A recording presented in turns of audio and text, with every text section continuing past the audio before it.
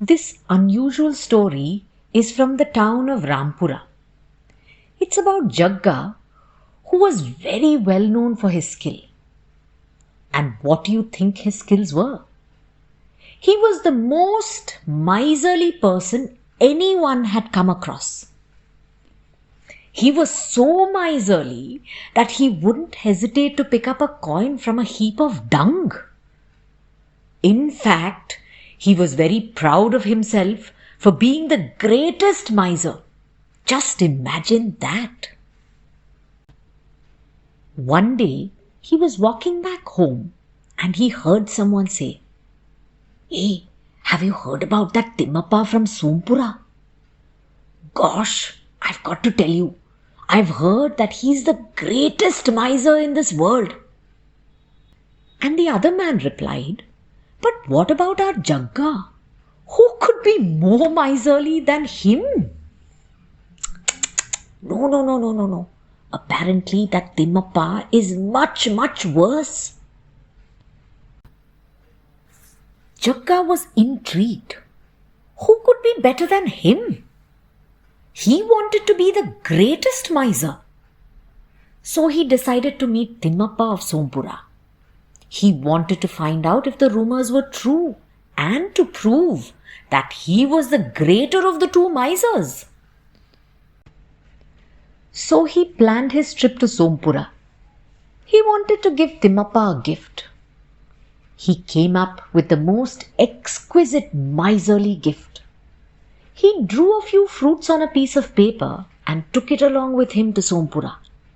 And he thought to himself, just imagine Timmappa's face when he gets this gift. Ha! When he reached, he met Chikka, Timmappa's son. Chikka told him that his father was out for the day and that he wouldn't be back. Jagga was thoroughly disappointed, but he wanted to leave his mark. So he said, "That's such a pity. I'll come back another day, but I've brought a gift for your father and I don't want to take it back. So please give it to him." He pulled out the sheet of paper and gave it to Chikka. When Chikka saw the drawing, he was taken aback. But quickly he smiled at Jagga and said, "Oh, that is so very nice of you. Thank you. You know, Timmappa, in our custom, it is rude to send a guest back empty-handed. So please accept these mangoes from my father." Saying this, the boy drew 2 mangoes in the air and acted like he put them into a bag and respectfully gave it to Jagga. Now, Jagga was dumbfounded. He thought to himself, "This little boy is a greater miser than me.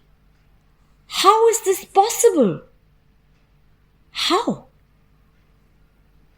He went back to his village, mulling over what had happened. Meanwhile, Timmappa got back home the next day.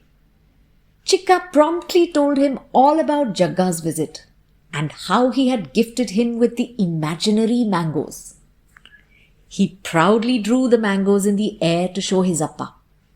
And of course, he was expecting his appa to congratulate him on his miserly smartness.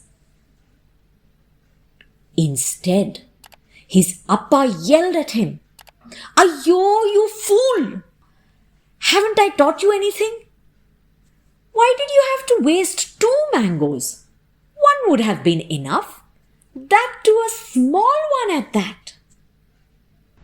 This time it was Chikka who was dumbfounded. Now, I wonder what would have happened to Jagga if he had seen the scene. Miserliness. I tell you, there is no end to it.